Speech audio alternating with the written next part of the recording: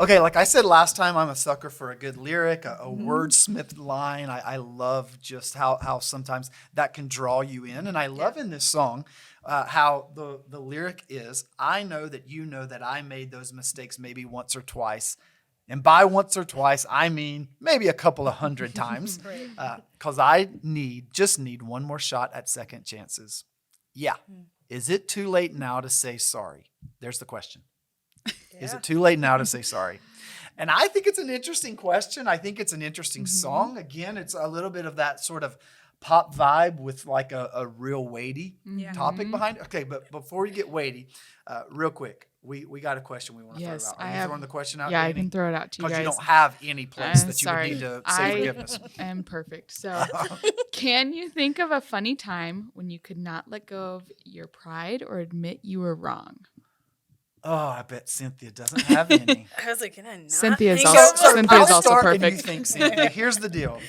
This is the gift that parenting gives you. This is the gift that parenting teenagers. Let me be more specific. This is the gift that parenting a teenage son gives you. And the times that my wife has had to say to me, "You are the adult here. You need to go say I'm sorry. You are the adult here." I'm like, "But he." She's like, "You are the adult here." She doesn't yet say you're the pastor, but you're the adult here. And like sometimes it's like, but he's a kid and like he disrespected or whatever. And it's just like, I don't want to say I'm sorry. sure. But then there's something meaningful when he's like, hey man, I'm sorry. And it's like, it's okay. And it literally is like, that's the extent of the whole conversation. We're done. Like you owned it and he appreciates that. But man, it's humiliating sometimes to have to do that. And you're like, I do not want to do this. But yeah, I was a jerk or whatever. I was out of line or I assumed something that was wrong. Yeah. Come on, Cynthia. I really can't think of it. Okay, well, on our next episode, we're going to talk about lying. Oh, man. I mean, no, really, but there's been we put you on the so spot. many. I mean, I'm emotional and sometimes irrational, so Yes. it happens. Well, also, we live in a society where, like, asking for forgiveness is weakness. And we so badly want to look like we've got it all together. And we're here to change the paradigm. Yes. We're here to change that script. Because what's crazy to me is as we were thinking about this, I had a friend send me an article from Inc.com. And just this business blog that they had. Here's literally January 2022, just a few days ago, as of our recording, that the article was entitled "One Super Rare Habit of Exceptionally Happy Workers." And I was like, okay, I'm intrigued. What's a rare quality of super exceptionally happy workers?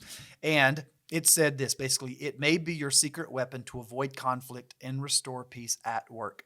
And very simply, in quotation marks, they put the act of forgiveness. Yeah. And I just thought, wait a minute, like that's a rare quality of a person who's happy in the workplace. Not like job performance, not pay, not just a friend at work, but being able to give and receive forgiveness, being able to say, I'm sorry. Yeah. And it's rare. It is. You're right. It's rare, but it still matters.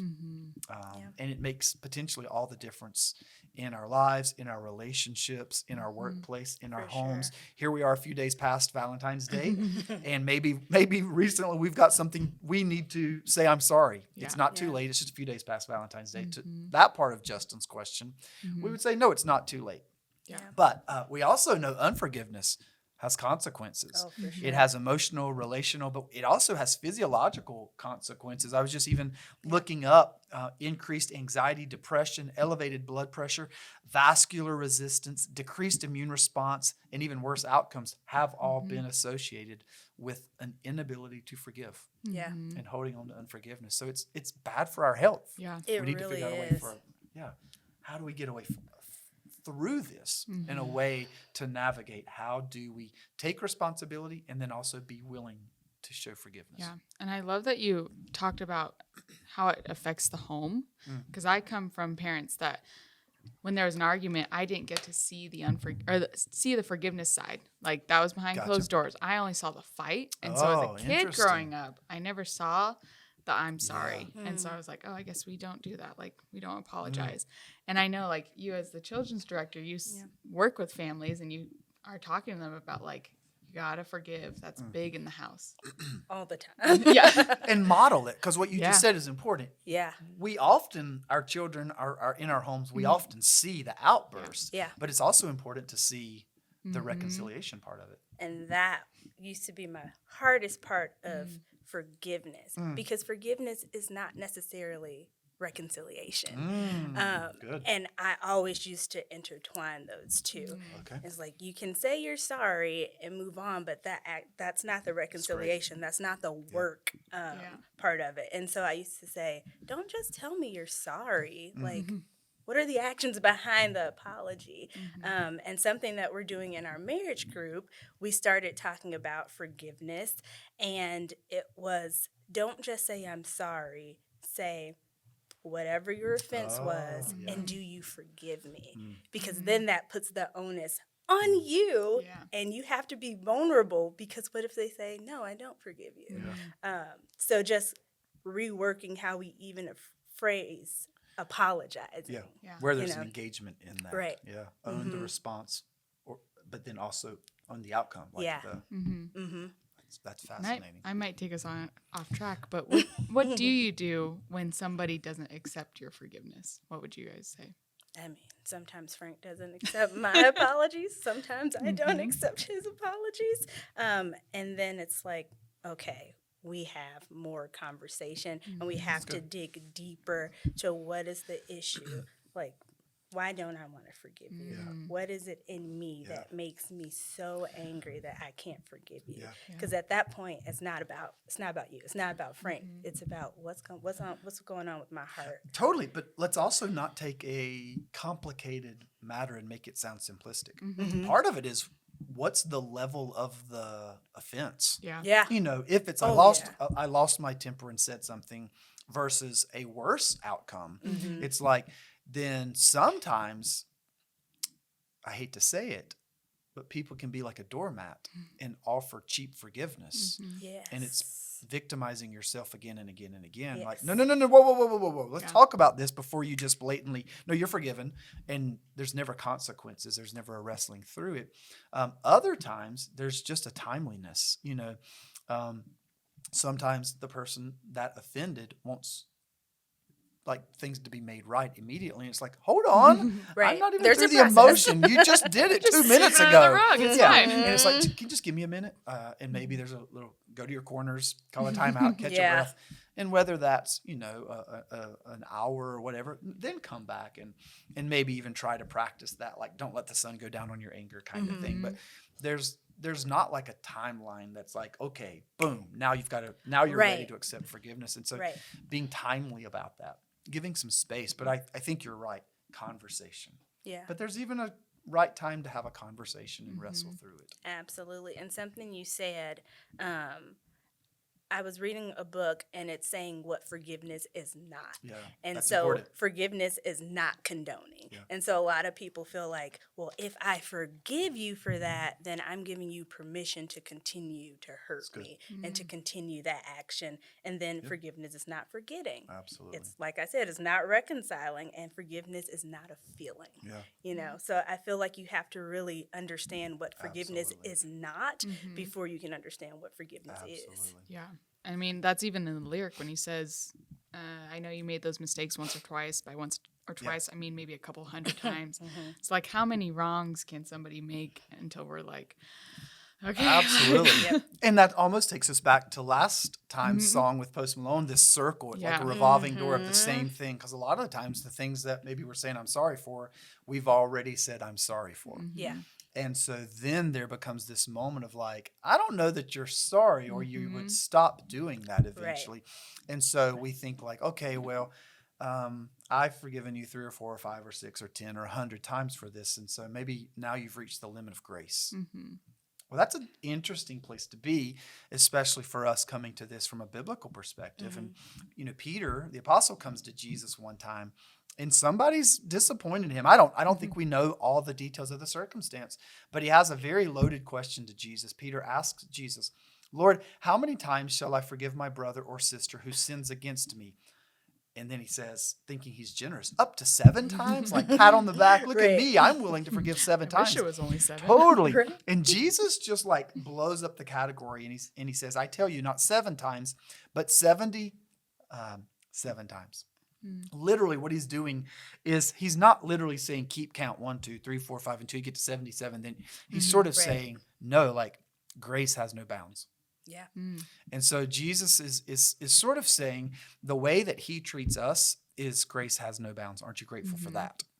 And then out of the grace that Jesus has for us, we're to treat others with grace that has no bounds.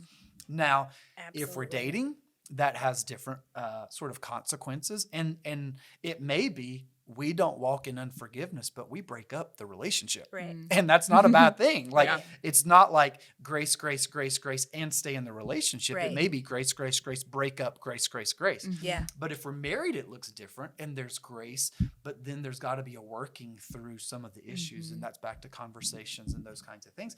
But at the end of the day, like, I think Justin's question is an interesting question. Is it too late now to say sorry? And the answer, I think, biblically is no. It's never too late Yeah. to say I'm sorry. But I have another question or two that are more like what you just asked. And my question is, do you ever even say I'm sorry? And I think a lot of the people that I know Yeah. or I hear about, the answer is no. And I'm like, hold on. You don't have anything in life ever to say I'm sorry for? I don't believe you. Yeah, that's a lack of Well, self-awareness. I'm like, Yeah. I want to call You'd be something on surprised that. how many. Yeah, I want to call something on that to say, I don't think you're being very self-aware. Yeah. But then secondly, I would say to some who say, I'm sorry, I would say, do you really mean that? Or are you sorry you got caught? Or are you sorry that this has negatively affected your relationship and you just want it to get back to normal? Right. Because to your earlier point, Cynthia, if you mean I'm sorry, and the biblical word for this would be repent. It's not just a change of mind, or it's not just saying the right words. It is something that results in a change of action. Yes. And so saying I'm sorry has to be backed up. Yeah. So where Justin's song here starts to betray, it seems like he's implying in the song lyric, I just want to say I'm sorry so we can get back to get over this. Yeah. Yeah. And just really just move on as Right. fast as possible. And you can't really move on until you deal with the relation that's been broken and the issue that's causing the brokenness. Absolutely. And that's the reconciliation Yes. part. Changing is a heart change. Otherwise, you will get that over and over for the same offense. Now, that doesn't mean that people won't say sorry for a lot of different Sure, things. absolutely. That's going to keep happening within any Yeah. relationship. But you shouldn't have to keep apologizing for the same thing, because that means there hasn't been a heart shift. Yeah. So when it comes to this, Danny, here's a question for you. Do you believe that when we talk about forgiveness, are there things that are even in relationships unforgivable? I think about, well, in friendships and relationships, I think we set our own lines, but are we setting our own lines, or are we listening to God's lines? And God clearly states in his word what is unforgivable. You just have to dig through it. But because people love to, like we said last podcast, throw out the word of divorce. And I think we talked in the build up to this that there are things that are there are issues that are unforgivable, but people shouldn't be unforgivable. We should be able to forgive people. I mean, we hear transformational stories all the time of like, I forgave my rapist. Like, that is like, what? Yeah. But they don't like forgive the act. The act or the issue is like, well, hold on. But the person, I would say, is forgivable. I don't know. No, that's interesting. Yeah. Do you have a thought on that? I do, and I have a story, guys. Oh, even better. So, before Frank, I was dating a guy for, I want to say, 1.5 years. We were engaged, and I find out that he's already engaged. So he was engaged okay, curveball. to two of us at the same time. All right. And but that's not even the kicker. We met. Oh. Because You and the I other- thought that she was a Oh. relative and she thought I was a best friend. Oh. And I mean, he was so good, guys, or I was just slow. Yeah. But we met, we spent time together, we had dinner, me and the other lady. Oh my goodness. And somehow we eventually found out, and I mean, we were crushed, but Of course. I held on to that. Like, even in my relationship with Frank, I was Oh, always holding on to that. I couldn't forgive him. Mhm. And I'm already in a different marriage. Mm. And I'm still like, certain things that Frank would say or do had nothing to do with Frank, Oh, but that's good. Yeah. it's hitting on that past It was trauma. triggering something, yeah. Absolutely. And Yeah. so then it was like, okay, I have to deal with this because now I'm taking my past hurt and anger out Mhm. on my current husband. Who has And that guy's nothing to probably do. moved on and like he's on to some other. Probably doesn't even remember Totally. me because he has other fiancés. Yeah. But it's once I was able to actually forgive him, Yeah. because that forgiveness had nothing to do with that Yeah. other guy, Mhm. but everything to do with me and being able to move on. Yeah. And I think that's what people forget, that forgiveness, yes, it's for the other person, but it is primarily Yes. for you and your soul. Because unforgiveness traps Oh. you in a cage Yes. and somebody else has the key. Yes. Mm. So you 1000%. can't be let out because they may not even know they have it. Yep. Mhm. And so letting down, and scripturally, the Bible says there's an unpardonable sin. Mhm. But the unpardonable sin is a sin towards God, not towards Mhm. others. It's to not believe in God, not Yeah. to trust in God. Yeah. And so, like, we talk about the scandal and the scandalous nature of sin, but like biblically, there's a scandal of grace. Mhm. Yes. And to wrap our minds around how radical the grace of God is, Mm. it's so radical that God would be willing to offer his own son, Jesus, as a sacrifice. Yes. Like, that's radical. The depths of grace are able to go to the depths of any kind of brokenness. Trauma is the word you Yes. used, which is a great word. Sinfulness that we face. And so there is hope. There is healing. There is a goodness even in the midst of that. So when we're talking about offering forgiveness, the three of us aren't simply saying, this is what you can do out of your own strength. Right. We're saying you're digging into a well that of grace that is not of ourselves. It's out of the goodness and the riches and the kindness that God has shown us. And so Yes. that's the thing that makes this otherworldly. And the song, Sorry, is really human to human level. It's dating level, marriage level. Yeah. How do I look at you? And if you've offended me, find a way forward in forgiveness. And we would say that probably won't really work Right. until God comes into the equation. He's the X factor that makes forgiveness possible, no matter the offense, no matter what has happened. Even if Yes. it's like 7 times. No. 7 times 7 or beyond is the God factor. 7 is that whole play on the number of perfection, the number of God versus the number of man. Absolutely. Yeah. I think even once you accept God's grace and know how boundless it is, it makes that forgiveness element in your life easier. Like you were hitting on. If I start thinking about how much Jesus has forgiven for us by going on the cross, it makes it easier to be like, oh, I can forgive somebody for fill in the blank, you know? Absolutely.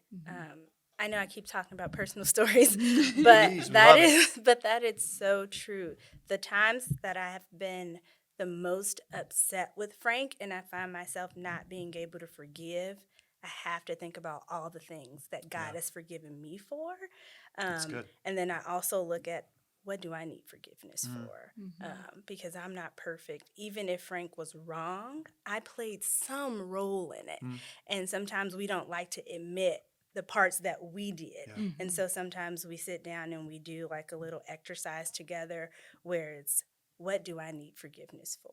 And then he writes down the things that he needs forgiveness for. Oh, wow. That's amazing. Because it's like you have to stop and humble yourself. And sometimes you don't want to, like, because you were wrong and you need to apologize to me. But there are so many things that led up to some of those issues that, sometimes we don't want to admit. Okay, so with what you two just talked about, you reminded me of this quote. I just heard it like a day or two ago, and it just sort of took my breath away. But it was it's focusing on the grace of God.